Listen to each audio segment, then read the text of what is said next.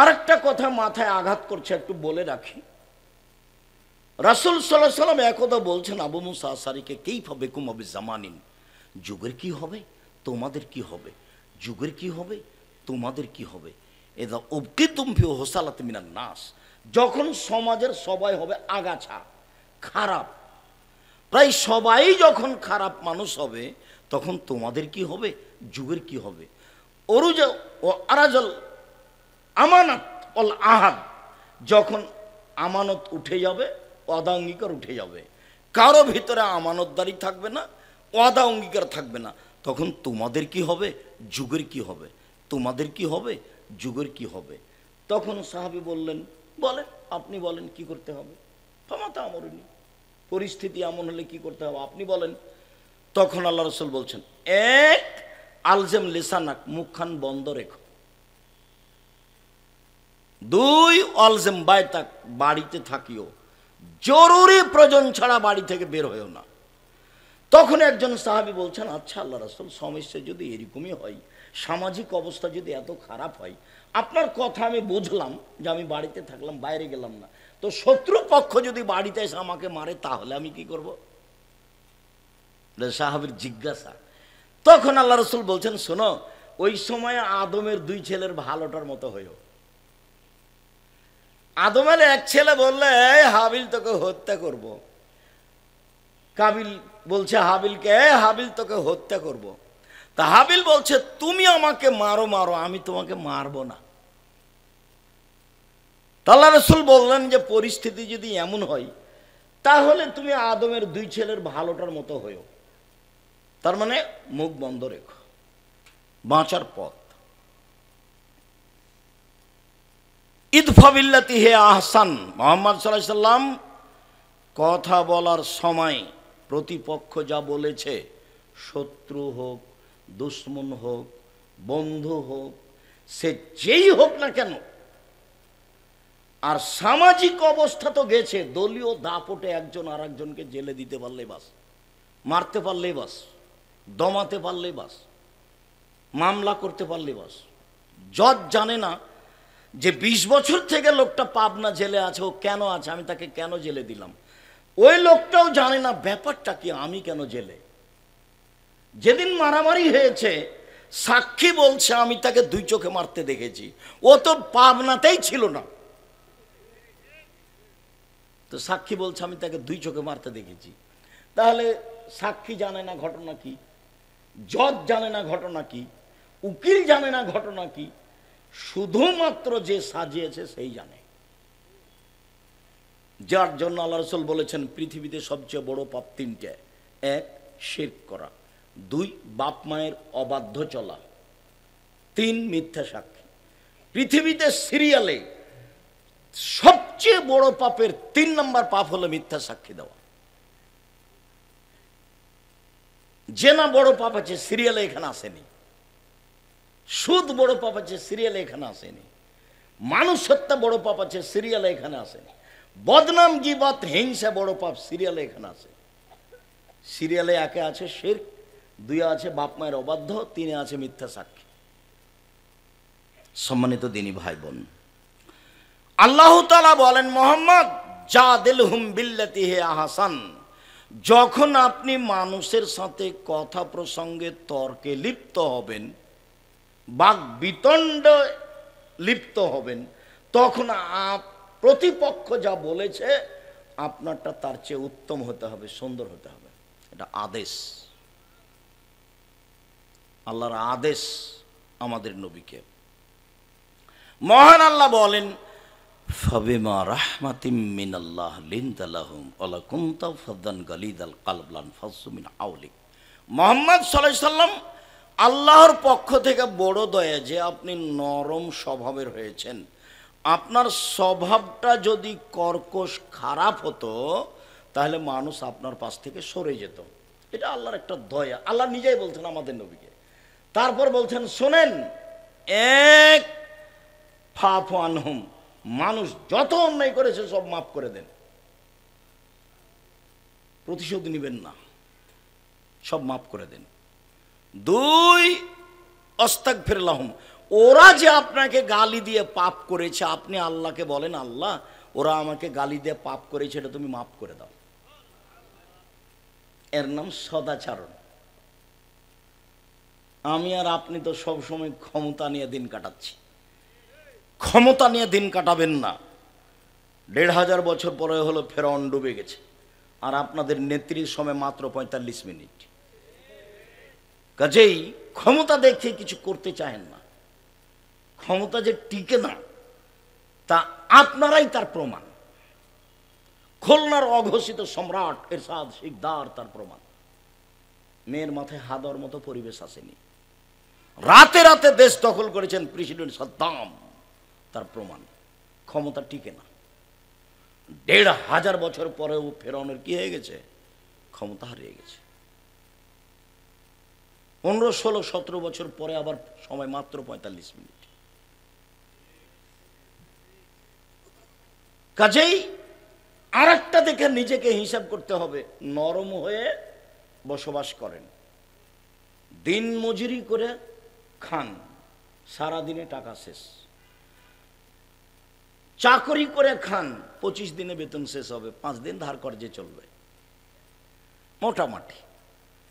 জমি চাষ করেন, মনটা শক্ত হয়ে যাবে, না করাই ভালো, করেন। ব্যবসা বাণিজ্য করেন, উপার্জনের সবচেয়ে ভালো কাজ, সবচেয়ে বড় কাজ। ব্যবসা বাণিজ্য করলে নিজের উপকার করতে পারবেন, বাপ মায়ের উপকার করতে পারবেন, অসহায় মানুষের উপকার করতে পারবেন। কারো পিছনে না লেগে, কাউকে গালিমন্দ না দিয়ে ব্যবসা শুরু করেন। চকলেট দিয়ে ঋণ নিতে হবে না, কলা ঋণ নেওয়া লাগবে না, তারপরে কাপড় ঋণ নেওয়া লাগবে না, তারপরে কোটি কোটি। এতে কলিকাতায় হিরোইন কিনে ঢাকায় বিক্রি করবেন, রাতে রাতে ধনী হবেন, এই প্রথা বাতিল। কোটি টাকা ঋণ নিয়ে ব্যবসা করবেন, এটা সবচেয়ে বড় বিপদ। প্রত্যেক দিন সালাম ফিরার পূর্বে আল্লাহর নবী একটা দোয়া পড়তেন, যেটাকে আমরা দোয়ায়ে মাসুরা বলে জানি। আমরা রাজশাহী চাঁপাই নবাবগঞ্জের মানুষ, আমরা দোয়ায়ে মাসুরা বলে জানি পরের অংশ, আল্লাহুম্মা ইন্নী আউযু বিকা মিন আযাবি জাহান্নাম। হে আল্লাহ, তোমার কাছে জাহান্নাম থেকে বাঁচতে চাচ্ছি। ওয়াউযু বিকা মিন আযাবিল কবর, তোমার কাছে কবরের শাস্তি থেকে বাঁচতে চাচ্ছি। ওয়াউযু বিকা মিন ফিতনাতিল মাসিহিদ দাজ্জাল, তোমার কাছে দাজ্জালের ফিতনা থেকে বাঁচতে চাচ্ছি। ওয়াউযু বিকা মিন ফিতনাতিল মাহি ওয়াল মামাত, তোমার কাছে বাঁচতে চাচ্ছি ইহকালের বিপদ, তোমার কাছে বাঁচতে চাচ্ছি পরকালের বিপদ হতে। ওয়াউযু বিকা মিনাল মাসামি ওয়াল মাগরাম, তোমার কাছে বাঁচতে চাই ঋণ কর্জ হতে, তোমার কাছে বাঁচতে চাই বড় পাপ হতে, তোমার কাছে বাঁচতে চাই ঋণ কর্জ হতে, তোমার কাছে বাঁচতে চাই বড় পাপ হতে। জানা যায় হবে না, জান্নাত তো বহুদূরের কথা। ব্যাংকে চাকরি করলে লোন নিয়ে বাড়ি করতে হবে, বউয়ের পাল্লাতে পড়েছেন, মাথায় কিছু আছে? কে আপনাকে বুদ্ধি দিল? বন্ধু বান্ধব ভুল করেছে। ২৪ ঘন্টার মধ্যে লোন থেকে খালি হতে হবে। জানা যায় হবে না, জান্নাত পরে। জানাজা হচ্ছে যে আহারে, ও তো ক্ষমতার বলে হচ্ছে। হুজুর তো জানাজা, আমাকে দিয়ে জানাজা করান তো দেখি কেমনে হয়। ওটা আমি মাথাতে নিয়ে আসবো না, এমন কোনো হিসাব আমার মাথাতে কোনোদিন জাগেনি। কারো কথাতে চলতে হবে এরকম পরিবেশ আল্লাহ আমার কাছে নিয়ে আসেনি। আমি ৯০ সাল থেকে মাঠে আছি, ওরকম পরিবেশই আসেনি আমার কাছে। আমি আপনার মসজিদে খুতবা দিই, আপনি আমাকে ৫,০০০, ১০,০০০ টাকা দেন। আপনি আমার মসজিদে খুতবা দিলে আপনাকে আমি ১৫,০০০ টাকা দিব। আল্লাহ ব্যবস্থা করে দিয়েছেন ইনশাআল্লাহ। কাজে আপনারটাকে হিসাব করে আমাকে দুর্বল হয়ে চলতে হবে, এরকম পরিস্থিতি আল্লাহ আমাকে ১ মিনিটের জন্য করেনি, নিয়ে যায়নি ওটাই। জামিয়া সালাফিয়া ডাঙ্গিপাড়া ৪০, জামিয়া সালাফিয়া রূপগঞ্জ নারায়ণগঞ্জ ১০০ বিঘা জমির ওপরে, জামিয়া সালাফিয়া দিনাজপুর প্রায় ২০ বিঘা জমির ওপরে ৫,০০০ ছেলে মেয়ে পড়াশোনা করে, ৫,০০০। এবার জানুয়ারিতে বেশি হয়ে গেছে। ৩০০ জন শিক্ষক শিক্ষিকা শিক্ষকতা করেন। তাতে মদিনা বিশ্ববিদ্যালয়ের শিক্ষক আছেন, তাতে ইন্ডিয়ান শিক্ষক আছেন, তাতে বাংলাদেশের বড় বড় বিদ্বানেরা আছে। খুব মনোবল নিয়ে শক্ত থাকবেন। পরিস্থিতি যেন আপনাকে দমাতে না পারে, কি হবে হবে, তাহলে আপনি ভুল পথে যাবেন না, পাপ আপনাকে ধরবে না। চকলেট দিয়ে ব্যবসা করব, যা হবে হবে, ঋণ নেওয়া লাগবে না। বাপের জমি জায়গা আছে পাবনা শহরে, প্রয়োজনে 2 বিঘা বিক্রি করে কোটি টাকা দিয়ে ব্যবসা করব। ব্যবসা বড় থেকে বড় করতে হবে, এইটাই ঠিক। ঘুমের ঘরে ব্যবসা করতে হবে। আল্লাহ রাসূল বলছেন, পার্টনারে যদি মানুষ ব্যবসা করে, 3 জন যদি মিলে ব্যবসা করে 3 জনের টাকা দিয়ে, তাহলে চতুর্থ জন আল্লাহ। এটা উপার্জনের সবচেয়ে ভালো পথ, হাদিস বুখারী মুসলিম। যদি 20 জন মিলে ব্যবসা করে, তাহলে 21 নাম্বার হচ্ছেন আল্লাহ।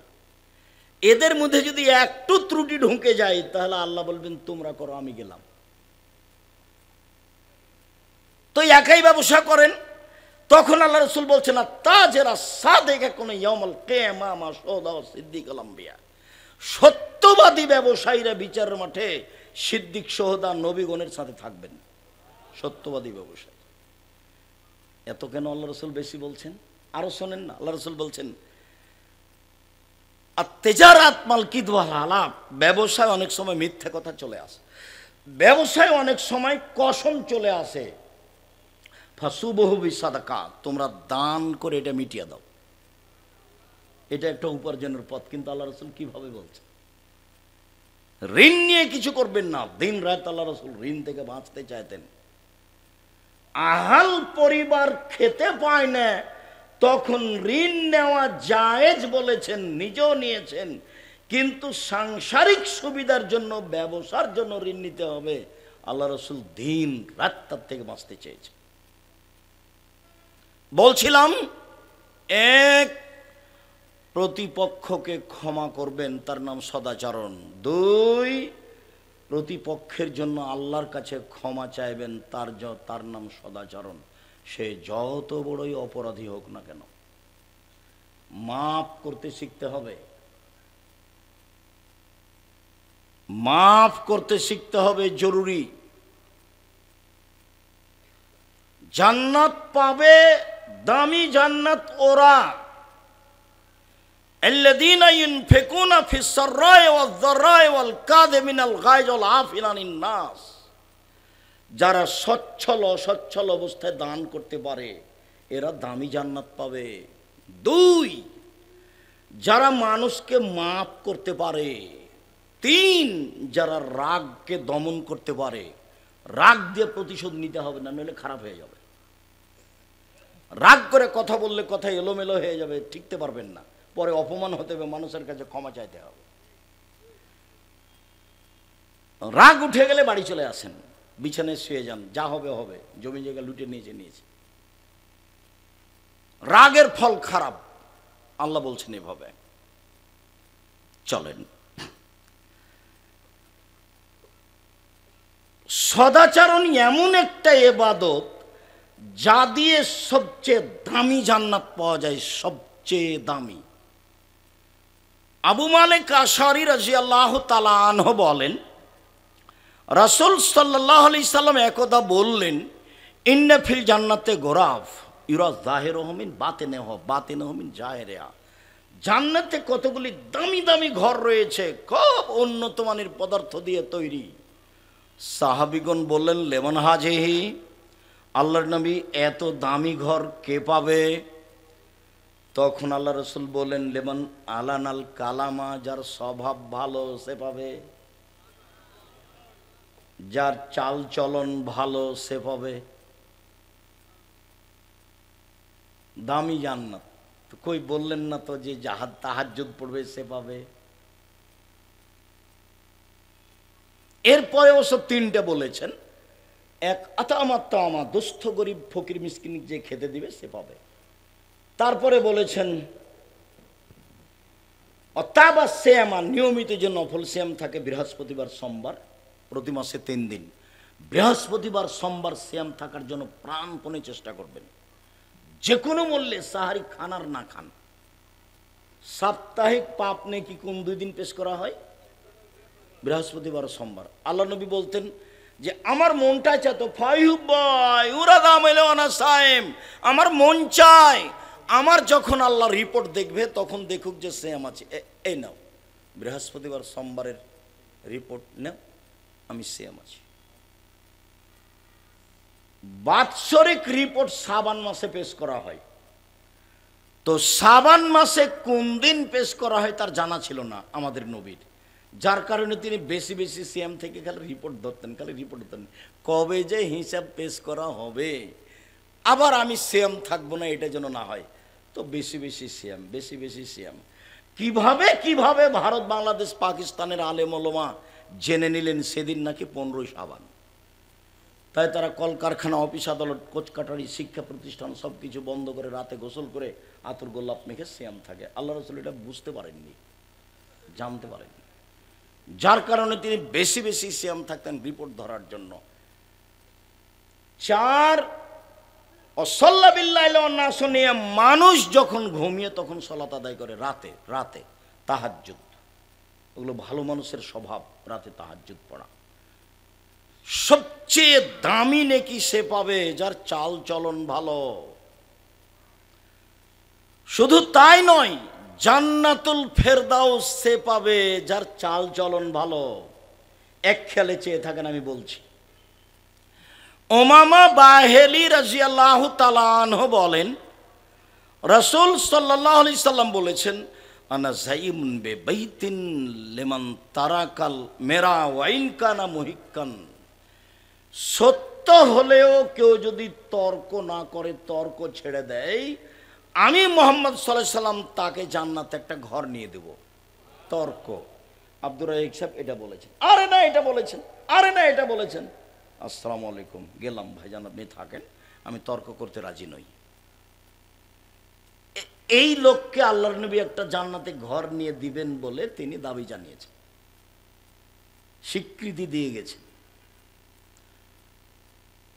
ওবে বাইতিন ফি রাবাদিল জান্নাহ লিমান তারাকাল কিযবা ওয়াইন কানা মাজে।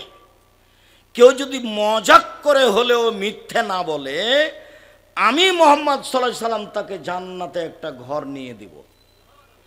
মজাক করে হলেও মিথ্যা বলা হবে না। মজাক, মজাক করে বাপ মা ছেলে মেয়েকে ভয় দেখায়, চুপ থাকো জুজু বুড়ি আছে, এ আসলো চুপ থাকো, এগুলো বলা হবে না।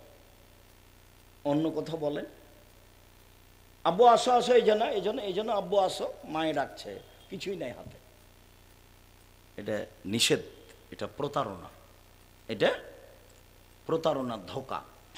3 ও আলাল জান্নাতে লিমান হাসানা খলকাহু।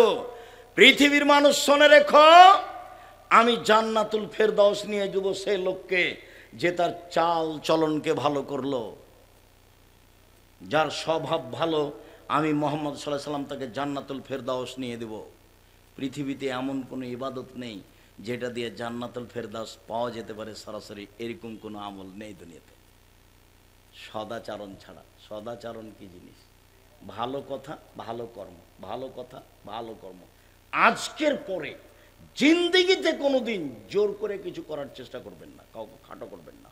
কই মানুষ তো বদনাম করে, মানুষ আমাকে সময়ে সময়ে ধুয়ে ছেড়ে দেয়। আমি 90 সাল থেকে নিয়ে এখন পর্যন্ত আর নামটাই নিনি, নামই নিনে। যখন কেউ খুব গালি দেয়, দিতে দিতে যখন কথা বন্ধ করে, তখন আবার আমি রিং দিয়ে বলি যে ভাইজান আপনার মোবাইলে মনে হয় টাকা শেষ হয়ে গেছে। গালি মনে হয় এখনো শেষ হয়নি, আপনি স্বাদ মিটিয়ে গালি দিয়ে নেন যেভাবে আপনাকে ভালো লাগে। কোনো দিন আমি তার প্রত্যুত্তর দেওয়া প্রয়োজন মনে করিনি। ফেসবুকে সময়ে সময়ে আমাকে একবার ধুইয়ে দিয়েছে, আমি তার নামটাই নিইনি, নামই নিনে।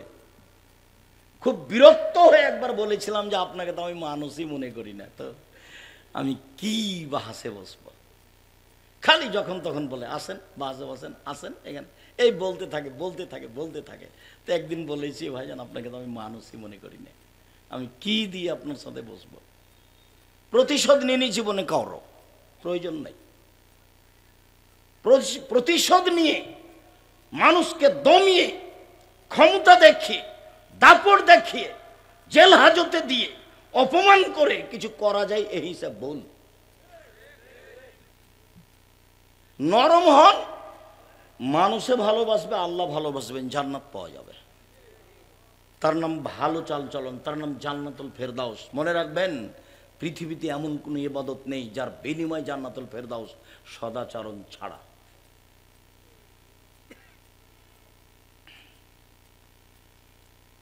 আয়েশা রাদিয়াল্লাহু তাআলা আনহা বলেন, রাসূল সাল্লাল্লাহু আলাইহি সাল্লাম বলেছেন, ইন্নামাল মুমিন ইয়াজুদু বিহুসনি খুলুকিহি দারাজাতাস সাইমুল কায়েম। অবাক, সদাচরণ একটা ইবাদত যা দিয়ে বড় বড় দুইটা ইবাদতের নেকি হয়। বড় বড় দুইটা ইবাদতের নেকি। এক, নিয়মিত তাহাজ্জুদ পড়লে যে নেকি হয়, সদাচরণ দিয়ে সেই নেকি হয়। দুই, নিয়মিত নফল সিয়াম রোজা থেকে যে নেকি হয়, সদাচরণে ভালো আচরণে সেরে নেকি হয়। মনে থাকবে কি না? ইবাদত হলো একটা, সদাচরণ। এ দুইটা বড় বড় ইবাদতের সমান। এক তাহাজ্জুদ আর এক হলো সিয়াম রোজা। মনে থাকবে না মনে হয়? সদাচরণ দিয়ে দুইটা বড় বড় ইবাদতের নেকি হয়। দুইটারই পার্সোনাল বিনিময় জান্নাত। রাতে তাহাজ্জুদ মানে রাসূলের সাথে থাকা যাবে। রাতে তাহাজ্জুদ মানে রাসূলের সাথে থাকা যাবে। এতিম পালন মানে রাসূলের সাথে থাকা যাবে। রাতে তাহাজ্জুদ পড়লে রাসূলের সাথে থাকার সুযোগ হয়। তো সদাচরণ করলেই তো রাতের সালাতের সমান নেকি হয়। নিয়মিত নফল সিয়াম, নফল সিয়াম মানে অনেক দামি জান্নাত পাবে। তো সদাচরণ করলে নফল সিয়ামের নেকি হয়, এই কথা মুহাম্মদ সাল্লাল্লাহু আলাইহি সাল্লাম বলেন। একজন সাহাবী বলছেন, জোহায়না কাবিলার যে কালা আসহাব রাসূলুল্লাহ সাল্লাল্লাহু আলাইহি সাল্লাম, সাহাবীগণ আল্লাহর নবীকে বললেন, আচ্ছা আল্লাহর নবী, মা খাইরু মা উতিয়াল ইনসান, আল্লাহ যে মানুষকে নিয়ামত দিয়েছেন তার সবচেয়ে উত্তম কোনটা? আল্লাহ মানুষকে নিয়ামত দিয়েছেন হাত। হাত যে নিয়ামত, এটা কখন বুঝবেন? এখন হাত নেই যার, তাকে জিজ্ঞাসা করেন। পা যে নিয়ামত, এটা কিভাবে বুঝবেন? যার একটা পা নেই তাকে জিজ্ঞাসা করেন তার পেশাব পায়খানায় কত সমস্যা। তাহলে পা যে নিয়ামত, এটা ওকে জিজ্ঞাসা করলে বুঝতে পারবো। অর্থ সম্পদ, আহাল পরিবার, ছেলে মেয়ে তো আছেই। তো রাসূল সাল্লাল্লাহু আলাইহি সাল্লামকে বলা হলো সবচেয়ে উত্তম নিয়ামত কোনটা? তখন আল্লাহ রাসূল বললেন, আল খুলুকুল হাসান, সবচেয়ে উত্তম নিয়ামত আল্লাহর পক্ষ থেকে ভালো আচরণ। কারো বদনাম করে দিন কাটাবেন না। গীবত এমন ভাবে আজকে উঠবেন যে গীবতের মুখে পেশাব করে দিলাম, জিন্দেগিতে গীবত করব না, যা কিছু আমার অর্থ সম্পদ বদনাম করে লুটে নেক, তাতে আসে যায় না। হিংসা করবেন না, আরেকজনের উপরে হিংসা করে নিজে ক্ষতিগ্রস্ত হবেন না, এ আচরণ ভালো নয়। হিংসা এমনিতে জন্ম নেয়।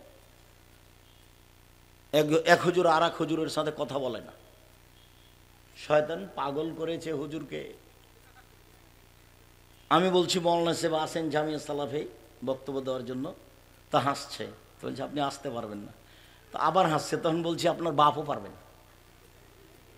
চাঁপাইনবাবগঞ্জের মানুষ তো আমরা। বলে আমাকে ডাকেন, এখনই ডাকেন, এখনই চলে যাবো। এইভাবে হিংসা পাতাই পড়ি না, ওকে ছিঁড়ে দিয়েছে। সম্মানিত দিনী ভাই বোন, সবচেয়ে উত্তম নিয়ামত হচ্ছে সদাচরণ। নওয়াস ইবনে সামান রাদিয়াল্লাহু তাআলা আনহু বলেন, রাসূল সাল্লাল্লাহু আলাইহি ওয়াসাল্লামকে জিজ্ঞাসা করা হলো একবার, মাল বিররু ওয়াল ইসমু, আল্লাহর নবী একটু বলেন তো পাপ কি জিনিস, নেকি কি জিনিস? পাপ কাকে বলে, নেকি কাকে বলে, একটু বলেন তো আল্লাহ রাসূল। তো আল্লাহ রসুল বলছেন আল বিরর হুসনুল খলক, নেকি হলো ভালো আচরণ। নেন এবার আল্লাহ রসুল বলবেন নেকি হলো কোরআন তেলাওয়াত। কোরআন তেলাওয়াত তো নেকি হয়। নেকি হলো তাহাজ্জুদ, তাহাজ্জুদ তো অনেক বড় ইবাদত।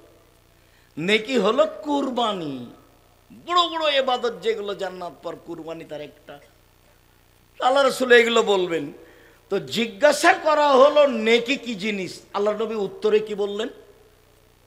সদাচরণ, ভালো আচরণ। মনে থাকবে না মনে হয়? হাদিস বুখারী মুসলিম। উত্তর হলো সদাচরণ, ভালো আচরণ। ভালো আচরণ কি জিনিস? সাওবান রাদিয়াল্লাহু তাআলা আনহু বলেন, রাসূল সাল্লাল্লাহু আলাইহি সাল্লাম বলেছেন, মান সাররাহু আয়ুনসালাহু ফি আসারিহি ওয়া ইউবসাতু লাহু ফি রিজকিহি। পৃথিবীর মানুষ শুনে রেখো, যে চায় যে তার বয়স বেশি হয়ে যাক, আরো কিছুদিন বেঁচে থাকি, এটা যে চাই। যে চাই যে টাকা পয়সা তার রুজি বেশি হয়ে যাক, যে চাই, ফল এসেল রাহেমাহু, সে যেন সদাচরণ করে। সদাচরণ করলে টাকা বেশি হবে, সদাচরণ করলে বয়স বেশি হবে। হাদিস বুখারী মুসলিম, আমি বলিনি, এই জিম্মেদারি আমার নয়। এই কথা মুহাম্মদ সাল্লাল্লাহু আলাইহি ওয়াসাল্লাম বলেছেন। জাতির যদি রাস্তাঘাট করে দিতে না পারি, জাতির যদি স্কুল কলেজ করে দিতে না পারি, জাতিকে চূড়ান্ত সঠিক ধর্ম দিতে পারবো ইনশাআল্লাহ। ধর্মের ব্যাপারে জাতিকে ফাঁকি দিয়ে পরকাল হারাতে রাজি নই।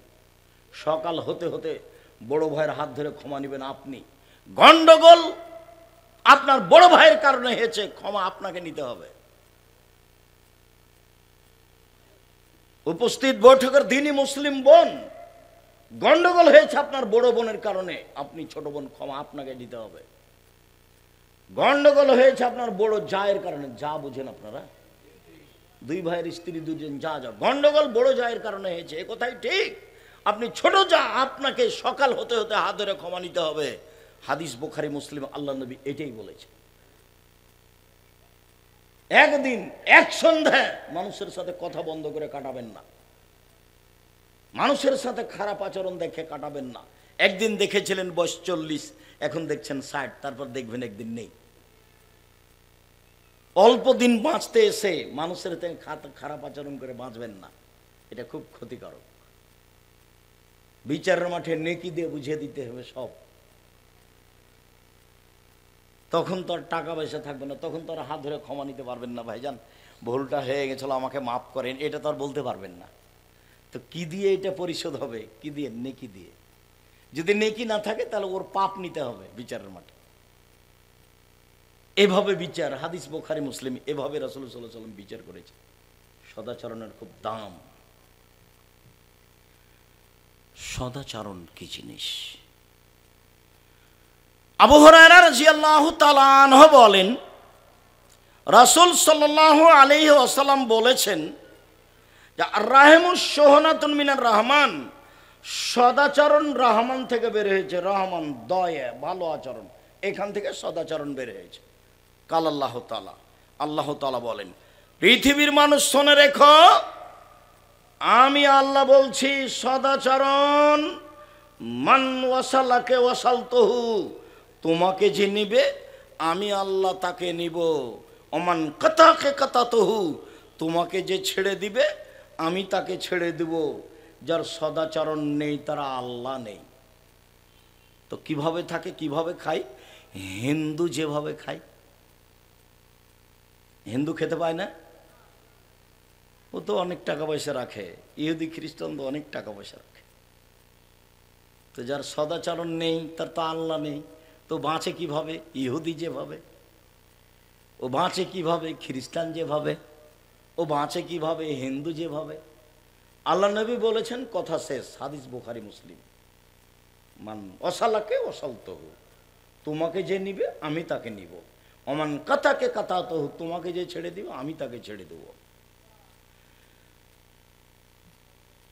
আয়েশা রাদিয়াল্লাহু তাআলা আনহা বলেন, রাসূল সাল্লাল্লাহু আলাইহি ওয়াসাল্লাম বলেছেন, আর রাহেমু মুআল্লাকাতুন বিল আরশ, সদাচরণ এইভাবে আল্লাহর আরশ ধরে ঝুলন্ত একটা রূপরেখা নিয়ে সদাচরণ, এটা হলো সদাচরণ, ভালো আচরণ।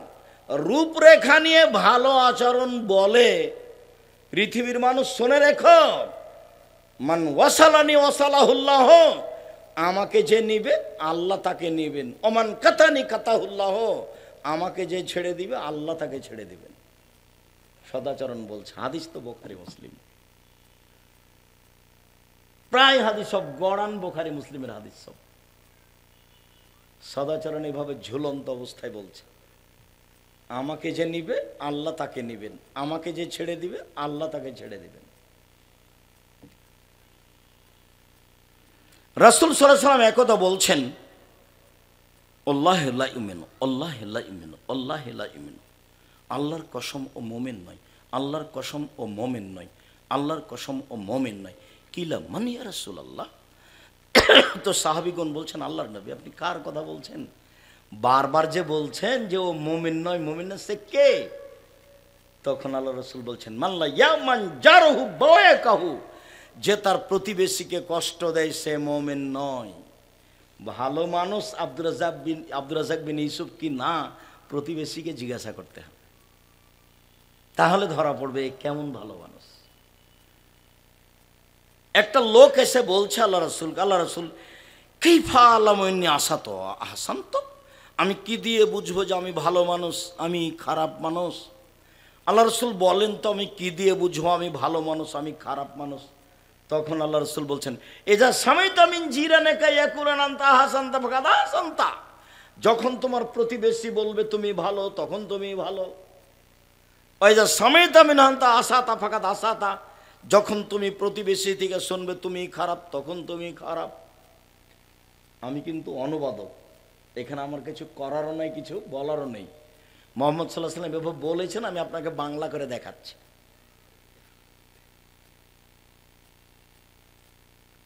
একজন সাহাবী রাসূলকে এসে বলছেন, আল্লাহ রাসূল ইন্না ফুলানাতান তুযকারু মিন কাসরাতি সলাতে ওয়াসসায়ামি হাসাদাকাতিহা গায়রান নাহ তুজি জিরানা বিলিসানিহা। আল্লাহর নবী, একটা মহিলা বেশি বেশি সলাত আদায় করে সবাই বলছে, বেশি বেশি সিয়াম পালন করে সবাই বলছে, বেশি বেশি দান খায়রাত করে সবাই বলছে। সবাই যে বলছে যে খুব দান করে, খুব তাহাজ্জুদ পড়ে, খুব সিয়াম নফল সিয়াম পালন করে, মহিলাটা খুব ভালো, তবে মহিলাটা প্রতিবেশীকে কষ্ট দেয়। তখন আল্লাহ রাসূল বলছেন, হে ফিন্নার, ও জাহান্নামে যাবে। নেন এবার, তাহাজ্জুদ তো কাজে লাগলো না। আপনি যে বিশ্বাস করেন না, আমি যে বলি যে 3 শ্রেণীর মানুষ জান্নাতে যাবে না, তার 1 শ্রেণীর মানুষ হচ্ছে রাজলাতু মিনান নিসায়ে, পুরুষের বেশধারী নারী, যারা পুরুষের জুতা স্যান্ডেল পরে, যারা পুরুষের শার্ট প্যান্ট পরে, যারা পুরুষের পোশাক পরে, গেঞ্জি গায়ে দিয়ে চলে, স্কিন পায়জামা পরে, এরা জান্নাতে যাবে না। 1450 বছর পূর্বের ঘোষণা। 2 অধ্যায়ুস এল্লাযী কুরিফ ফিহাল খাবাসা, যে তার বাড়িতে বেহাইয়ের সুযোগ দিয়েছে। এই মেয়ে যার, এই মহিলা যে স্বামীর, ও কাপুরুষ স্বামী কিভাবে দিন কাটায়, ও তো কিছু বুঝে না, এমনিতেই পিতা। ওর মা তো কিছু বুঝে না, এমনিতেই মা। ওর বাপে বিবাহ দিয়েছে, স্বামীর কাছে গেছে, তাই বাচ্চা হয়েছে, সেই জন্য ও মা।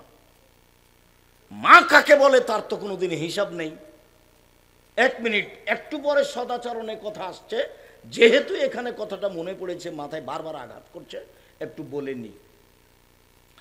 জাবের রাদিয়াল্লাহু তাআলা আনহু বলেন যে আমি একদা আল্লাহ রাসূলের সাথে যুদ্ধ করতে গেছিলাম, ফিরে আসছি, মদিনায় ঢুকবো। এখন ঢুকবো, আল্লাহ রাসূল বলছেন, এই সাহাবীগণ সবাই এখানে বসেন, সকালে বাড়ি যাব। তো আমি জাবের বললাম, আল্লাহর নবী আমি তো নতুন বিবাহ করেছি, আমাকে একটু বাড়ি যেতে অনুমতি দেন। তখন আল্লাহ রাসূল অন্যদিকে চলে গেলেন, বললেন, ও তুমি নতুন বিবাহ করেছ, কুমারী মেয়ে বিবাহ করেছ না তালাক প্রাপ্তা মেয়ে বিবাহ করেছ? তা আমি বললাম, আল্লাহর নবী আমি তালাক প্রাপ্তা মেয়ে বিবাহ করেছি। ওর স্বামী, ওর বিবাহ হয়েছিল, ওর স্বামী তাকে তালাক দিয়ে দিয়েছে, আমি তাকে বিবাহ করেছি। তো আল্লাহ রসুল বলছেন, হাল্লা বিক্রম তোলায় বহ তোলায় বোকা, তুমি কুমারী মেয়ে কেন বিবাহ করলে না? তুমি তার সাথে খেলতে, ও তোমার সাথে খেলতো। তুমি কুমারী মেয়ে কেন বিবাহ করলে না? তুমি তার সাথে খেলতে, ও তোমার সাথে খেলতো। যাক, আল্লাহ রসুল তো এই পর্যন্ত বললেন। এখন দেখেন জাবের কি বলেন। জাবের রাদিয়াল্লাহু তাআলা আনহু বলেন, আল্লাহ নবী শোনেন, আমার আব্বা ওহুদের যুদ্ধে শহীদ হয়েছেন 9 জন মেয়ে রেখে, আমার 9টা বোন আছে। আল্লাহ রসুল শোনেন, হাদিস কিন্তু বুখারী মুসলিম, আমার আব্বা ওহুদের যুদ্ধে শহীদ হয়েছেন 9টা মেয়ে রেখে, আমার 9টা বোন আছে। আক্রাহ আন আতাজাওয়াজা মিসলাহুন্না অফিরাতিল আল খারকা, আমার বোনদের মতো কম বয়সের মেয়েকে আমি বিবাহ করা পছন্দ করিনি 4টা কারণে। আমার বোনদের মতো কম বুদ্ধির মেয়েকে বিবাহ করা পছন্দ করিনি 4টা কারণে। এক, লে তুয়াল্লেমাহুন্না, আমার স্ত্রী যেন আমার বোনদেরকে বিদ্যা শিখাতে পারে। কম বয়সের মেয়ে হলে বিদ্যা শিখাতে পারবে না, এই জন্য বেশি বয়সের মেয়ে বিবাহ করেছে। 2, বলে তুয়াদ্দেবাহুন্না, আমার স্ত্রী যেন আমার বোনদেরকে শিষ্টাচার শিখাতে পারে। কম বয়সের মেয়ে হলে শিষ্টাচার শিখাতে পারবে না, এই জন্য বেশি বয়সের মেয়েকে বিবাহ করেছি, যাতে করে আমার 9টা বোনের শিষ্টাচার দিতে পারে। 3, বলে তুরাজ্জালাহুন্না, আমার স্ত্রী যেন আমার বোনদের মাথার চুল চিরুনি করে কাপড় চোপড় দিয়ে সাজগোজ করে পরিপাটি করে রাখতে পারে, এই জন্য আমি বেশি বয়সের মেয়ে বিবাহ করেছি। 4, বলে তাকুমা আলাইহিন্না, আমার স্ত্রী যেন আমার বোনদেরকে পাহারা দিতে পারে। পাহারা, মা মানে পাহারাদার। আমি আপনাকে কষ্ট দিনি, এখন আপনার মেয়েটা বসে আছে, নখ বড় আছে, বলেন তো আর আপনার স্ত্রী পাহারাদার? ওই স্ত্রী আপনার মেয়েকে বলিয়েন যে আম্মু তুমি তোমার মাকে খালা বলে, সৎমা বলে ডাকো, ও সৎমা। কষ্ট নিয়েন না, আমি জানি এটা তার মা, সৎমা নয়, কিন্তু আমি কোনোদিন স্বীকৃতি দিইনি। আমি বলেছি এটা তোমার সৎমা, এটা তোমার খালা।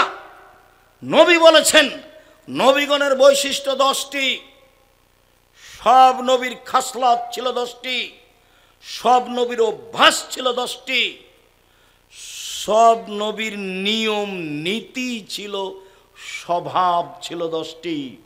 1, মুছ কেটে ফেলা, চেঁচে ফেলা নয়। 2, দাড়ি বড় করা, চেঁচে ফেলা হারাম, ছোট করাও হারাম। চেঁচে ফেললে চোখের পাওয়ার কমে যায়, চেঁচে ফেললে স্ত্রী মিলনের ক্ষমতা কমে যায়। 3, কাসুল আজফারে, নখ কেটে ফেলা, সব নবীর বৈশিষ্ট্য ছিল নখ কেটে ফেলা। আপনার চোখের সামনে আপনার মেয়ে নখ বড় দিয়ে আছে আর নেইল পালিশ দিয়েছে। ইহুদি খ্রিস্টানদের পতিতালয়ের মেয়েদের বৈশিষ্ট্য হচ্ছে নখে নেইল পালিশ দেওয়া। ইহুদি খ্রিস্টানদের পতিতালয়ের মেয়েদের বৈশিষ্ট্য হচ্ছে নখে নেইল পালিশ দেওয়া আর কপালে টিপ দেওয়া। হিন্দুদের নীতি, হিন্দুদের মেয়েদের বিবাহ করার 10টি পদ্ধতি আছে, তার একটি পদ্ধতি হলো রাক্ষসী বিবাহ। মেয়ের বাপ বিবাহ দিবে না, ছেলেটা জোর করে বিবাহ করবে, কপালে টিপ দিতে পারলে বিবাহ হয়ে গেছে। টিপ দেওয়া প্রথা হিন্দুদের পক্ষ থেকে এসেছে। আমি পিতা, আমি মা। শিষ্টাচার কাকে বলে কেউ বুঝে না, শিষ্টাচার কাকে বলে। এমনি থাকে, খায়, পেশাব পায়খানা করে দিন কাটায়। শিষ্টাচার কেউ বুঝতে চায় না। শিষ্টাচার ঘোড়ার ডিম। আপনার স্ত্রী পাবনা শহরে একটা তরকারির বাটি কিনেছে, তরকারির বাটি, সেটা হলো রুই মাছ, এটা কোন শিষ্টাচার? আপনার স্ত্রী একটা আয়না কিনেছে, আয়না, মুখ দেখার, চোখ দেখার, সেটা হলো কাতল মাছ, এটা কোন শিষ্টাচার? আপনার স্ত্রী কিছু প্লেট কিনেছে, তাতে আছে চিংড়ি মাছ, তার জন্য একটা পট কিনেছেন, সেটা হলো ঘোড়া, এটা কোন শিষ্টাচার? আপনার বাড়িতে শোকেজে আপনার স্ত্রী পুতুল সাজিয়ে রেখেছে, কাঁকড়া, এটা কোন শিষ্টাচার? আপনি আপনার পুতনির নাতনির জন্য ছেলের পক্ষ থেকে, মেয়ের পক্ষ থেকে তার জন্য পুতুল কিনে নিয়ে এসেছেন, হুজুরের বাড়ি তো পুতুল আছে, এটা আবার কোন শিষ্টাচার? জাতির যদি রাস্তাঘাট করে দিতে না পারি, জাতির যদি স্কুল কলেজ করে দিতে না পারি, জাতিকে চূড়ান্ত সঠিক ধর্ম দিতে পারবো ইনশাআল্লাহ। ধর্মের ব্যাপারে জাতিকে ফাঁকি দিয়ে পরকাল হারাতে রাজি নেই, কোন সময় রাজি নেই আমি। ছবি, মূর্তি, পুতুল সর্বদা হারাম। রাসূল সাল্লাল্লাহু আলাইহি ওয়াসাল্লাম বলছেন, আল্লাহ তাআলা বলেছেন, ইন্নাল্লাহা হাররামাল খামরা ওয়াল মাইসিরা ওয়াল খিনজিরা ওয়াল আসনাম অফিরাতিন বায়াল আসনাম। যেই ভাষা দিয়ে মদ হারাম করা আছে, যেই ভাষা দিয়ে জুয়া হারাম করা আছে, যেই ভাষা দিয়ে সুর শুকুর হারাম করা আছে, ওই ভাষা দিয়ে পুতুল কিনা হারাম ঘোষণা করা আছে, ওই ভাষা দিয়ে পুতুলের ব্যবসা হারাম ঘোষণা করা আছে। ভাষা একই, সবটারই হারামা। সুর হারামা, মদ হারামা, জুয়া হারামা, পুতুল হারামা, একই শব্দ, একটাই শব্দ দিয়ে হারাম করা আছে সব। কেমনে আপনার বাসায় পুতুল থাকতে পারে? এটা কেমনে শিষ্টাচার হয়? আমি এক মন্ত্রী এমপিকে বলছি, ভাইজান একটু মূর্তিটা নামাতে হবে ভাইজান, না হলে তো আমি এখানে বসতে পারবো না। তখন আমাকে বলছেন, আরে আমি খাঁটি আহলে হাদিস, তাই বলছে আমাকে। তখন তার পাশে বাঘের মূর্তি আছে। আমি যে ভাইজান আমাকে মাফ করবেন, যদি আপনার এই সরানো সম্ভব না হয় তাহলে আমি চলে যাচ্ছি। আচ্ছা আচ্ছা ঠিক আছে বসেন, আমি সরাচ্ছি। সরিয়ে দিল, তখন আমি বসলাম। একজন মাওলানা নোয়াখালীতে এক বাড়িতে বসে আছে ঘরে। তো আমি দরজায় সালাম দিচ্ছি, আসসালামু আলাইকুম। তারপর ঘরে দেখছি সব ভেন্টিলেটার, বুঝেন আপনারা ভেন্টিলেটার বুঝেন, সব ঘোড়া। তো বলছি ইন্না লিল্লাহ, ভাইজান আমি এখানে যে বসবো না, যদি সম্ভব না হয় তাহলে আমি ফিরে যাব। বলে কি করতে হবে বলেন? বলে সব ভেন্টিলেটার ভেঙে দিতে। বলে ঠিক আছে তাই করছি। আপনি আমার বাসা থেকে ফিরে যাবেন মানে সব ভেন্টিলেটার ভেঙে ফেলে দিলাম। সব ভেঙে ফেলে দিয়েছে, তারপরে ঢুকেছে। একজন হুজুর আগে থেকে বসে আছে। রংপুরে না, এটা দিনাজপুর শহরে যারা নির্বাচনের মধ্যে ব্যস্ত থাকে, ওর অফিসে চতুর্দিকে মূর্তি আছে। তো মৌলানা সাহেব বসে আছেন। মৌলানা সাহেব মারা গেছেন, সেদিনই কণ্ঠ বন্ধ হয়ে গেছিল, বড় মৌলানা। তা আমি দরজায় সালাম দিচ্ছি, আসসালামু আলাইকুম, ইন্না লিল্লাহি ওয়া ইন্না ইলাইহি। ভাইজান আপনি এখানে যে, আরে আপনি মহাদ্দেশ মানুষ, এ কথা আমাকে বলছে। তা আমি ঘুরে বলছি, এই ছেলে চলো তো, রিক্সা কোথায়? আমার এখানে থাকা হবে না। তা আমি চলে গেলাম। কোথায় নিয়ে যে রাখলো, ও ঘরেই বসিনি। অনেক দিন যে ঘরে বসতে দিয়েছে সেই খাটে আছে ময়ূর, ওটা না কাটা পর্যন্ত ঘরে বসিনি। আল্লাহ রাসূল ঢোকেননি সেই বাড়িতে। এর সাথে কোনো আপোষ নেই। কেমনে আপনার স্ত্রীটা কিনতে পারে? আহলে হাদিস তো বহু দূরের কথা। আহলে হাদিস এটা মুনাফিকি ছাড়া কিছুই নয়। পুতুলের সাথে আপনার আপোষ কি করে হলো? আপনি কি ইমানদারি দেখাতে চাচ্ছেন? কি হিসাব আপনার? কয় টাকার মালিক আপনি? কি বিবেচনা করেন? বাড়িতে ঢুকে যত ছবি, মূর্তি, পুতুল, কাঁকড়া আছে সবকে ভেঙে চৌচির করে ঘুমাতে হবে। তাহলে আপনি মুমিন বক্তব্য শুনেছেন, অন্যথা আপনি আমার বক্তব্যের সাথে মুনাফিকি করেছেন। আমার বক্তব্যের সাথে মুনাফিকি করে কোনো লাভ নেই। মুহাম্মদ সাল্লাল্লাহু আলাইহি ওয়াসাল্লাম বাড়িতে ঢুকলে ছবি, মূর্তি, পুতুল, কাপড় চোপড় যা থাকতো, যাতে ছবি থাকতো ছিঁড়ে ফেলে দিতেন, তারপরে ঢুকতেন। একথা আয়েশা রাদিয়াল্লাহু তাআলা বলেন, হাদিস বুখারী মুসলিম। যাওয়ার সময় একটা বই নেবেন, উপদেশ, একটা আলোচনা আছে ছবি মূর্তি, নিজে দেখেন। বইয়ের নাম উপদেশ, আলোচনার নাম ছবি ও মূর্তি। এর সাথে আপনার আপোষ ভালোবাসা কেন? আমাকে বলছে আব্দুর রাজ্জাক সাহেব, আমার আম্মাকে ভালোবাসি, সেই জন্য আমার আম্মার ছবি সুন্দর করে সাজিয়ে আমি অফিসে রেখেছি। আমি বলছি আপনি কুসন্তান। ইন্না লিল্লাহ, বলেন কি আপনি? জি। একই কথা। বলে ভালো সন্তান হচ্ছে ওই যে মাকে কবর দিয়ে এসে বাড়িতে ঢুকে মায়ের পাসপোর্ট সাইজের একটা ছবি ছিল, তাকে টুকরা টুকরা করে ছিঁড়ে ফেলে কবরের পাশে গিয়ে কোনো দোয়া জানে না, হাত তুলে বলছে আল্লাহ আমার মাকে ক্ষমা করো। এই সবচেয়ে ভালো সন্তান। এ হলো সুসন্তান। যে মাকে ভালোবাসা দেখাচ্ছে ছবি দিয়ে হলো কুসন্তান, অশিক্ষিত সন্তান। ওকে যদি আমি বর্বর, অসভ্য, অশিক্ষিত প্রমাণ করতে না পারি, জাতির সামনে বক্তব্য দিব না। 30 বছর থেকে বলে এসে আজকে নতুন নয়। সম্মানিত দিনী ভাই বোন, আপনার স্ত্রী আপনার বাচ্চাটার জামার হাতখানটা ডান হাত ঢোকাবে না বাম হাত ঢোকাবে, এ কথা জানা নাই। শিষ্টাচার কাকে বলে? আপনার স্ত্রী আপনার বাচ্চার কোন পায়ের জুতাটা আগে পরাবে এইটা তার জানা নাই, শিষ্টাচার কাকে বলে। আপনার স্ত্রী আপনার বাচ্চাকে দুধ খাওয়ার সময় বিসমিল্লাহ বলে না, এটা তার জানা নাই, শিষ্টাচার কাকে বলে। যতবার আপনার স্ত্রী বাচ্চাকে দুধ খাওয়াচ্ছে যদি আপনার স্ত্রী বিসমিল্লাহ না বলে, এ দুধ শয়তান খাবে, নিশ্চিত খাবে, অবধারিত খাবে, খাবেই খাবে, নবী বলেছেন খাবে, অতএব খাবে। আপনার স্ত্রী দরজাটা বন্ধ করে বিসমিল্লাহ বলে না, শিষ্টাচার কাকে বলে। আপনার স্ত্রী আপনার বাচ্চা যখন পানি খায় তখন বাম হাতে গিলাস ধরে থাকে, আপনার স্ত্রী বলে না ছি ছি ছি আব্বু আব্বু আব্বু, বাম হাতে শয়তান খায়, বাম হাতে শয়তান খাবো, ডান হাতে ধরো ডান হাতে ধরো, এই কথা আপনার স্ত্রী বলে না, শিষ্টাচার কাকে বলে। পেশাব পায়খানা যাওয়ার সময় আপনার স্ত্রী বলে না দোয়া পড়ে ঢোকো, শিষ্টাচার কাকে বলে। শোয়ার সময় ডান কাতে শয়, কথা আপনার স্ত্রী বলে না, শিষ্টাচার কাকে বলে। আম্মু আমাকে সালাম দিয়ে বাড়ি থেকে বের হও, আপনার স্ত্রী বলে না, শিষ্টাচার কাকে বলে। আম্মু বাড়িতে ঢোকার সময় সালাম দিয়ে ঢুকতে হবে, আপনার স্ত্রী বলে না, শিষ্টাচার কাকে বলে। শিষ্টাচার কি জিনিস? শিষ্টাচার না আমি জানি না, আমার স্ত্রী জানে, দুইজন মিলে থাকি আর খায় আর পেশাব পায়খানা করে দিন কাটাই পশু প্রাণীর মতো। বুঝেও বোঝে না ওরা, অন্তর আছে বুঝে না, দেখেও দেখে না ওরা, চক্ষু আছে দেখে না, শোনেও শোনে না ওরা, কান আছে শোনে না। উলায়েকা কালা নাম, তারা পশু প্রাণীর মতো, তারা গরু ছাগলের মতো, তারা কুকুর শৃগালের মতো, বালু মাজাল বরং তার চেয়ে খারাপ। আল্লাহ বলছে আমার আপনার জীবিকা নির্বাহ পশু প্রাণী কুকুর শৃগালের চেয়ে খারাপ।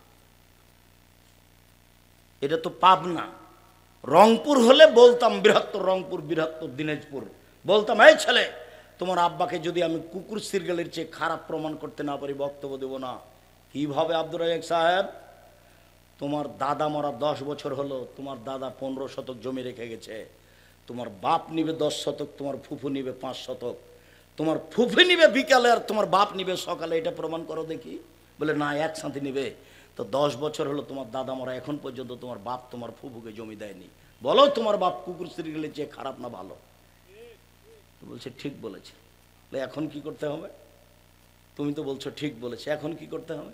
এখন তোমার আব্বাকে গিয়ে বলবো আব্বা ভাগ্য নিয়ে এসেছি, আব্বা ভাগ্য ছেড়ে আসেনি, ভাগ্যে যদি জমিদারি থাকে জমিদারি করে খাবো, ভাগ্যে যদি ভিক্ষা চাওয়া থাকে ভিক্ষা করে খাবো, ফুফুর জমি খেয়ে বাঁচতে রাজি নই। সকাল হতে হতে ফুফুকে ডেকে আপোষ করে জমি বুঝিয়ে দেন। পাবনাতে এই হিসাব নেই, বাপ মরার সাথে সাথে জমি ভাগ করে দেয়, থাকলে খুবই কম। চাঁপাইনবাবগঞ্জে থাকলে, আর যৌতুক তো, যৌতুকের টাকা দিয়ে চাউল কিনে ভাত খেয়ে বাদাত কবুল হবে না, যৌতুকের টাকা দিয়ে চাউল কিনে ভাত খেয়ে বাদাত কবুল হবে না, ভিক্ষা করা টাকা দিয়ে চাউল কিনে ভাত খেয়ে বাদাত কবুল হবে। ভিক্ষা করতে হবে না। ভিক্ষা করবো কেন? কলা বিক্রি করে খাবো, দিন মজুরি করে খাবো। আব্দুর রাজ্জাক সাহেব ভিক্ষার কথা বলেন কেন? আমি ভিক্ষার কথা বলিনি। তোমার বাপ তোমার শ্বশুর কাছে যৌতুক নিয়েছে, তোমার বাপের স্বভাব খারাপ, 24 ঘন্টার মধ্যে তোমার বাপকে টাকা ফেরত দিতে হবে।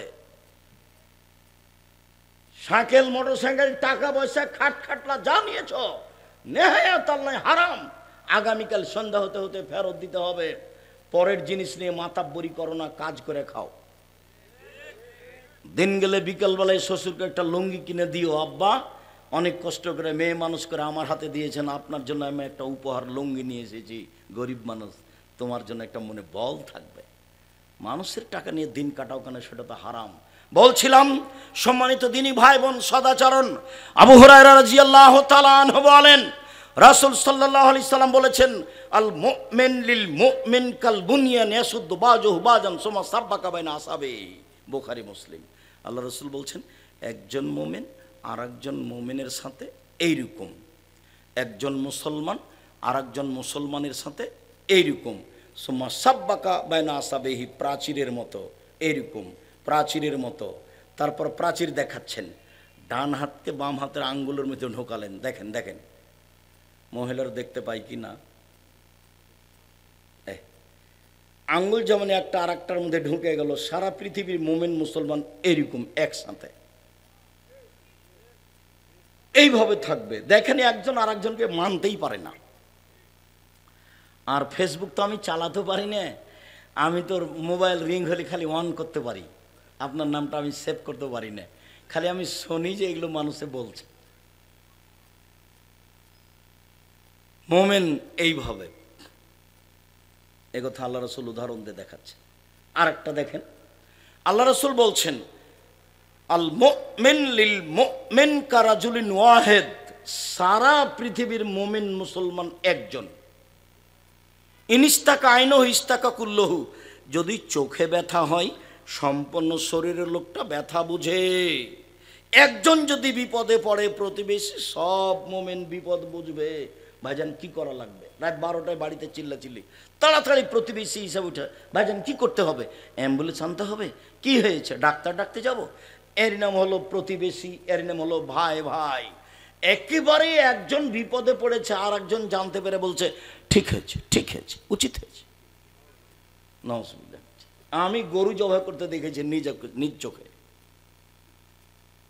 তো আবার প্রতিষ্ঠানের ব্যাপার, আমি আর আগাচ্ছি না, এ পর্যন্ত থাকলাম।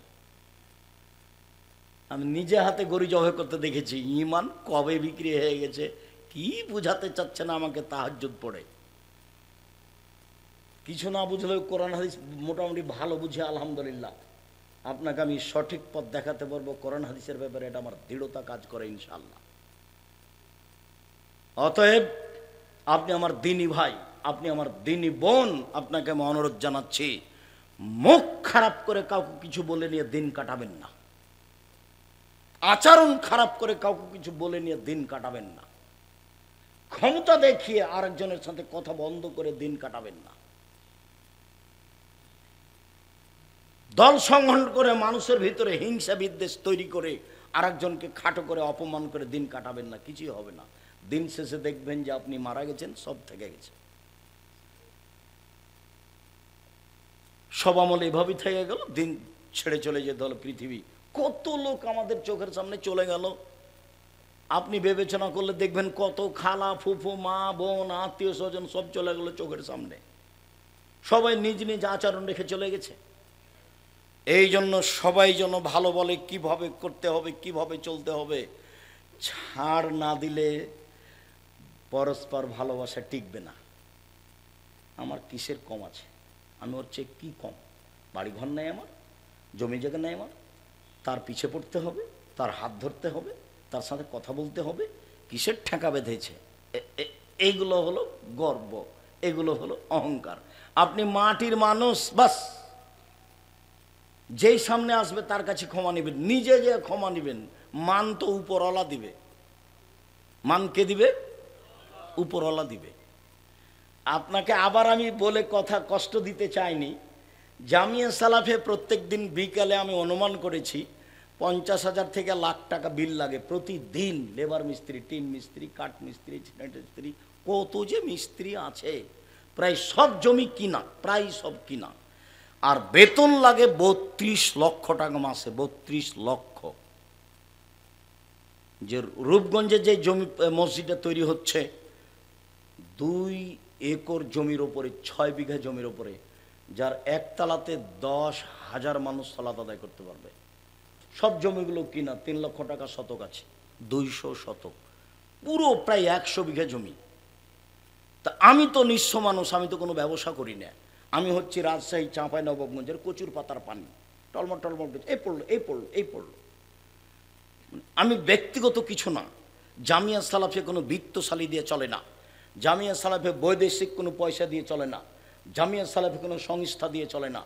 জামিয়া সালাফের সরকারি অনুদানে চলে না। জামিয়া সালাফের রসিদ বহি বাহিরে ব্যবহার হয় না। কোনো শিক্ষক রসিদ নিয়ে আদায় করতে যাইতে পারবে না, নিষেধ আছে। রসিদ ধরা পড়লে তার জরিমানা হবে। বাস বেতন 25 তারিখ থেকে 1 তারিখের মধ্যে বেতন পাবে, নিয়ে যাবে, সংসার করে খাবে, এসে ক্লাস নেবে। এটা হলো জামিয়া সালাফে। আলহামদুলিল্লাহ চলছে। যার নিচে তেমন কিছু নেই, নিঃস্বের ওপরে, আল্লাহর উপরে ভরসা করেন, নত হয়ে চলতে শিখেন, আল্লাহ আপনার প্রতি দয়া করবেন, যখন তখন সব সহজ হয়ে যাবে। অল্প পয়সাতে সুন্দর মতো জীবিকা নির্বাহ করতে পারবেন। আর ব্যবসা করলে বড় থেকে বড় ব্যবসা করার চেষ্টা করবেন, কোটি টাকার মালিক হব। অসহায় মানুষের পাশে দাঁড়ানোর জন্য, সরকারকে উঠানোর জন্য, নামানোর জন্য নয়।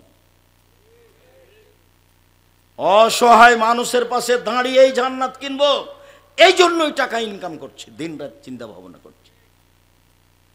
অসহায় মানুষের পাশে দাঁড়িয়ে জান্নাত কিনতে চাই, এই জন্যই বড় বড় ব্যবসা করি, অন্য কোনো লক্ষ্য উদ্দেশ্যে নেই। এইটা আপনার থাকলে পথ সহজ হবে, আল্লাহ সন্তুষ্ট হবেন। সম্মানিত দিনী ভাই বোন, চলেন পারিবারিক সদাচরণ। রাসূল সাল্লাল্লাহু আলাইহি সাল্লাম বলেন, মান আলা সালাসা বানাতিন, কেউ যদি কাছাকাছি চলে এসেছি, বিরক্ত হবেন না, আজকের মতো শেষ করতে যাচ্ছি। কেউ যদি 3টে ছেলে মেয়ে লালন পালন করে, 3টে মেয়ে, তো দেখেন তো মেয়ে কিভাবে লালন পালন করতে হয়। কষ্ট নিয়েন না, আপনাকে আমি ভালোবাসি।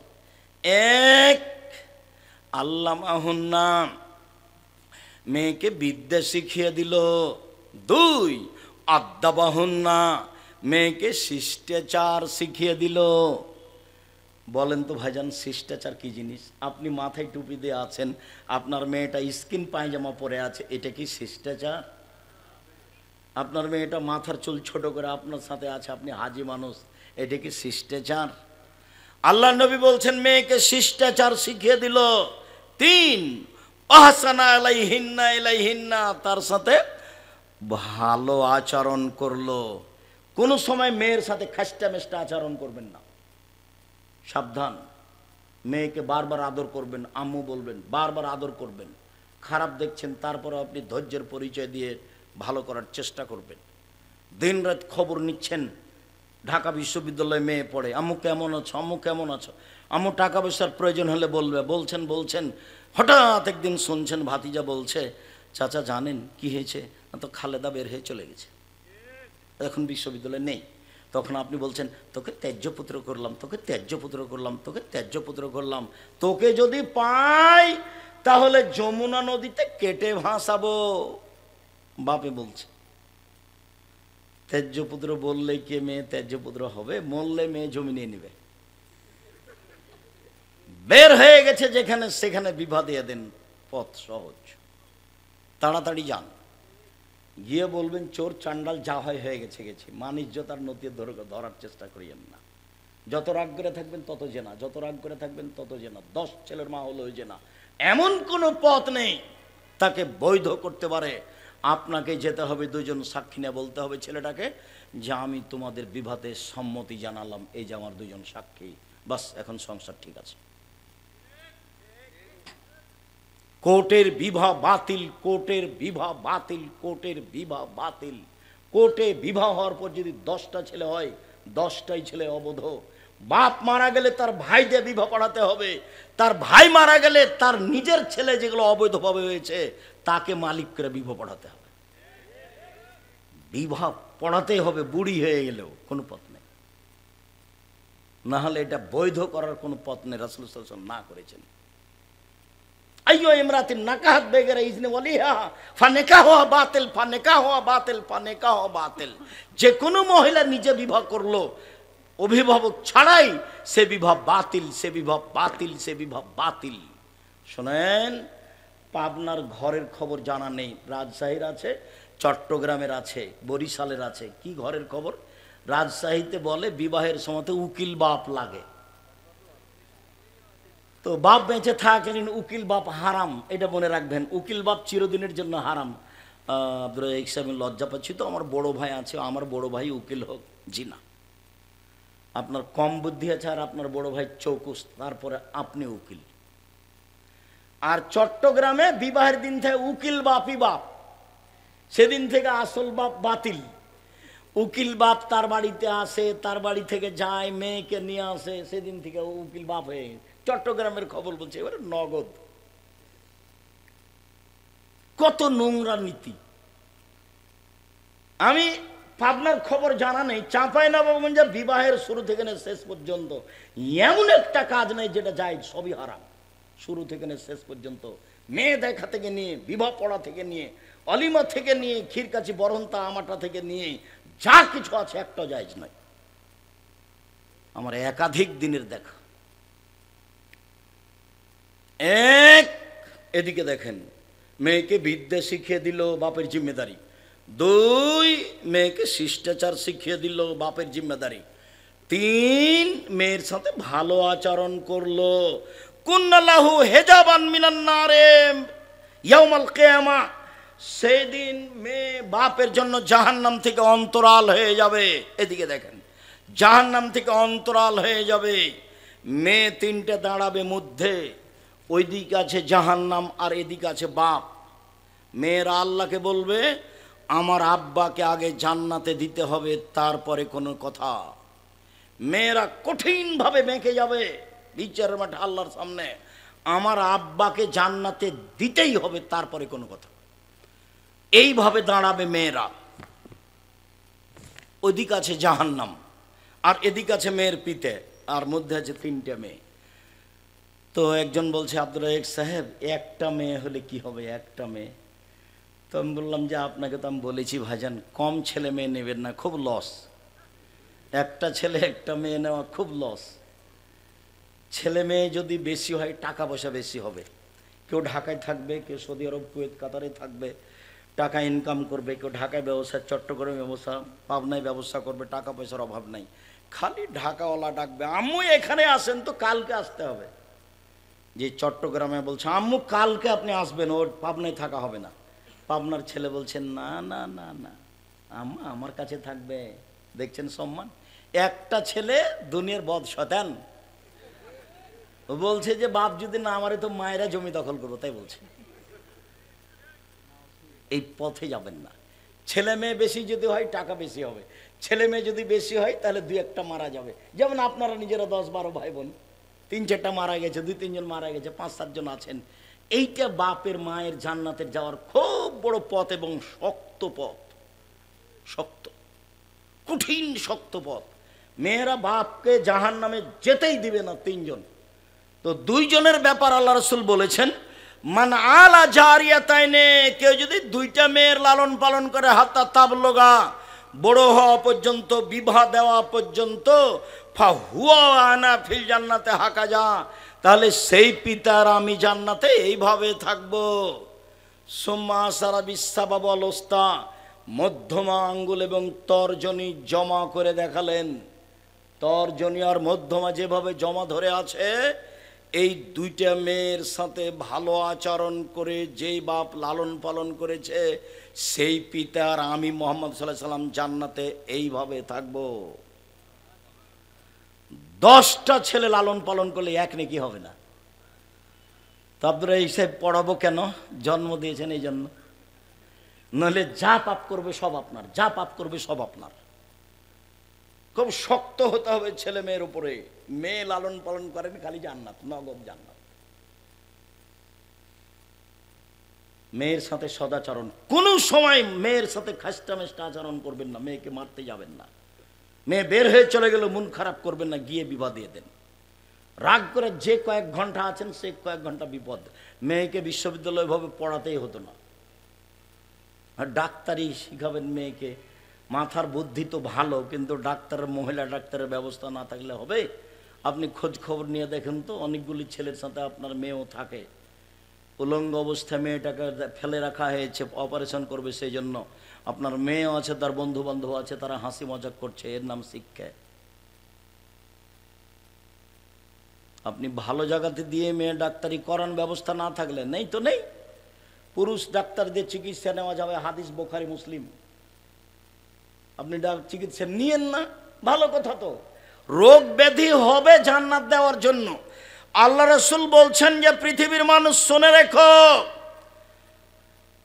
শুনে রেখো, আমি তোমাদের 3টা কাজের কথা বলি, তাতে পাপ মিটে যাবে, মান বেড়ে যাবে।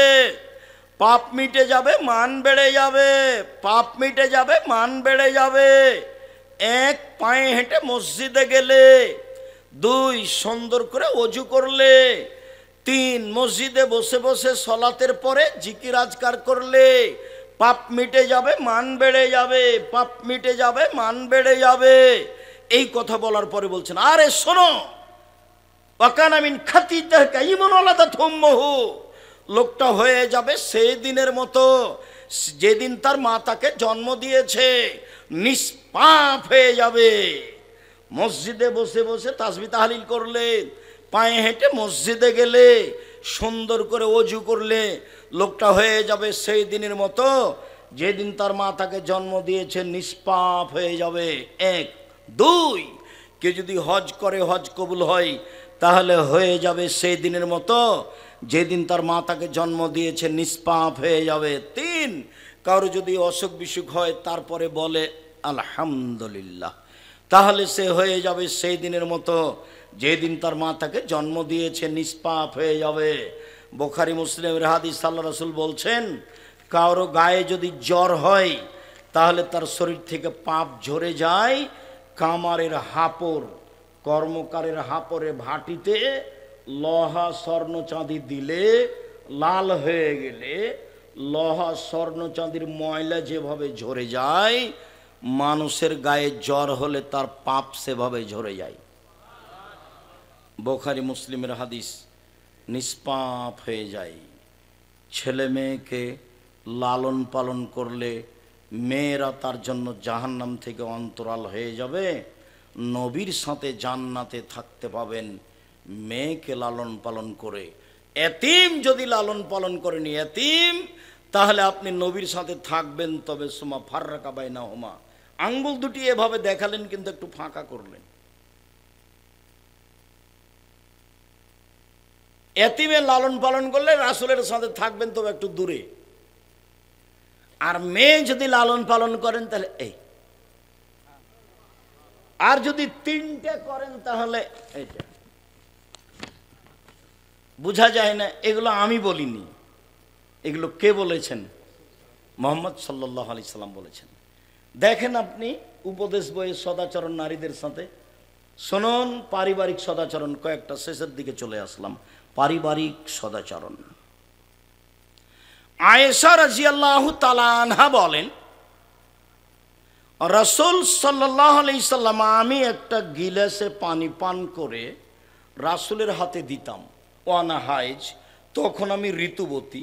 ফায়াদাও ফাহু ফি মাওদি ফিয়া, দেখি তিনি গিলাসটা হাতে করে ওইখানে মুখ লাগিয়েছেন যেখানে মুখ লাগিয়ে আমি পানি পান করেছি।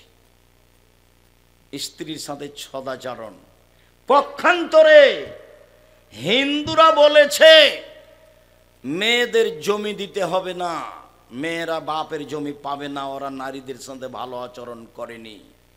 খ্রিস্টানেরা বলেছে মেয়েরা হচ্ছে উপভোগের বস্তু, যতদিন তার উপভোগের বয়স আছে উপভোগ করতে হবে, তারপরে তাকে বৃদ্ধাশ্রমাগারে দিয়ে দিতে হবে। মুসলমানের জন্য বৃদ্ধাশ্রমাগার হারাম। ওর ছেলে দেখবে, ওর মেয়ে দেখবে, সবচেয়ে সম্মানী বস্তু বাপ মা, তারা দেখবে। এরপরে ইহুদিরা বলেছে যে মহিলারা হচ্ছে ডাইনি, ওরা স্বামীকে খেয়ে নেয়। পৃথিবীতে সবচেয়ে খারাপ জিনিস হচ্ছে মহিলা, ইহুদিরা বলছে। হিন্দুরা আরো বলেছিল বিধবা মেয়ের বিবাহ হবে না, সতীদাহ স্বামীর সাথে চলে যেতে হবে। বঙ্কিমচন্দ্র, রাজা রামমোহন রায়, ঈশ্বরচন্দ্র বিদ্যাসাগর কিছু কিছু চেষ্টা করেছে, সব সম্মান দিয়েছেন মুহাম্মদ সাল্লাল্লাহু আলাইহি সাল্লাম নারীদের, তাদের সম্মান দিয়ে ভরে ফেলেছেন। আল্লাহর নবী বলছেন পৃথিবীর মানুষ শুনে রেখো, নারীরা যদি 4টা কাজ করতে পারে জান্নাতের সব দরজা খোলা। 1, 5 ওয়াক্ত সালাত, 2, রমজান মাসে রোজা, 3, স্বামীর সাথে ভালো আচরণ, তিতা লাগলেও মিঠা লাগলেও, 4, জেনায় লিপ্ত না হওয়া। জান্নাতের সব দরজা খোলা, সবটাই। 1, 5 ওয়াক্ত সালাত, 2, রমজান মাসে রোজা, 3, স্বামীর সাথে ভালো আচরণ, 4, জেনায় লিপ্ত না হওয়া। জান্নাতের সব দরজা খোলা। এরকম সুযোগ পুরুষ মানুষের নেই, কিয়ামত পর্যন্ত হবে না। আরো শুনেন, 1, আর নবীও ফিল জান্নাহ, নবীগণ জান্নাতে যাবেন। 2, আর শহীদ ফিল জান্নাহ, শহীদেরা জান্নাত। 3, সিদ্দিক ফিল জান্নাহ, সত্যবাদীরা জান্নাতে যাবে। 4, আর নিসা মিন আহলিল জান্নাহ, মহিলারা জান্নাতে যাবে। এই কথা বলে আল্লাহ রাসূল থামলেন না, আর একটু বললেন, হ্যাঁ তবে ওই সব মহিলা যারা স্বামীর সাথে ভালো আচরণ করে, কোনো সময় স্বামী রাগ করলে হাত ধরে বলে, যতক্ষণ পর্যন্ত আপনি খুশি না হবেন ততক্ষণ পর্যন্ত আমি কোনো কিছু খাবো না। এই মহিলা জান্নাতি নারী। আল্লাহ রাসূল বলেন, খায়রুন নিসা, মহিলাদের মধ্যে সবচেয়ে ভালো মহিলা, এক, স্বামীর সাথে কথা বললে হাসি মুখে বলে, দুই, স্বামীকে মেনে চলে, স্বামীর সাথে ভালো আচরণ করলে, আদেশ করলে মান্য করে, তিন, স্বামী বাড়িতে না থাকলে নিজেকে হেফাজতে রাখে, স্বামীর সম্পদ এবং নিজেকে কারোর সাথে মোবাইলে কথা বলে না, নিজেকে কারোর কাছে বিলিয়ে দেয় না, স্বামী না থাকলে স্বামীর অর্থ সম্পদ নিজের বাপ ভাইকে দিয়ে দেয় না, বন্ধু বান্ধবকে দিয়ে দেয় না। এ হলো সবচেয়ে দামি মহিলা, স্বামীর সাথে ভালো আচরণ। আল্লাহ রাসূল বলছেন, চারটে জিনিস আছে যার, সব কিছু আছে তার। চারটে জিনিস আছে যার, সব কিছু আছে তার। চারটে জিনিস নেই যার, কোনো কিছু নেই তার। এক, আলমারাতুস সলেহা, ভালো স্ত্রী, যে স্বামীর সাথে ভালো আচরণ করে।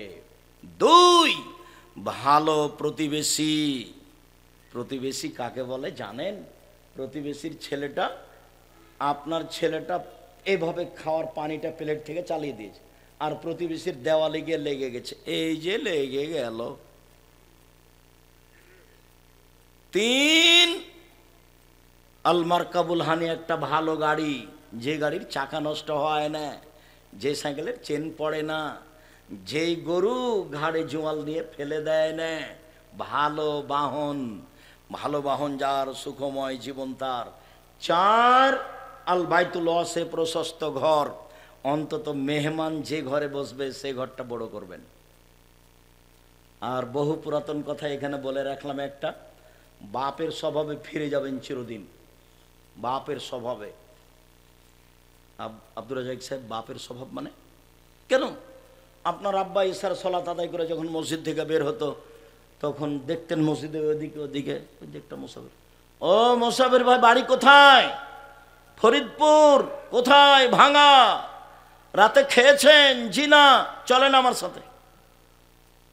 তো আপনার আব্বা একটা মুসাফির নিয়েছে, বাড়িতে দুইজন কিষান কামলা আছে, আর আপনারা 10 ভাই বোন, আর আপনার বাপ মা, মোট কতটি হলো দেখেন তো? এতজন মানুষের ভাত রান্না করতে আপনার মা ঢেঁকিতে ধান ভেঙে, একটুকু ভারী লাগেনি। আর আপনার স্ত্রী এখন যেখানে রান্না করে সেখানে আছে ফ্রিজ, সেখানে আছে গ্যাসের চুলা, সব কিছু। রাত 10টার সময় আপনি আমাকে মেহমান হিসেবে নিয়ে গেছেন, বলছেন খালেদা উঠো তো, একটু তরকারি গরম করো তো। তখন বলছে, হ্যাঁ তুমি সময় পাও না, হিসাব করো না, তুমি রাতে মেহমান নিয়ে আসো, তোমার হিসাব থাকে না। আর আপনি মসজিদে খুঁজবেন না কে আছে, খুঁজবেন না, একদিনই ভুলে গেছেন।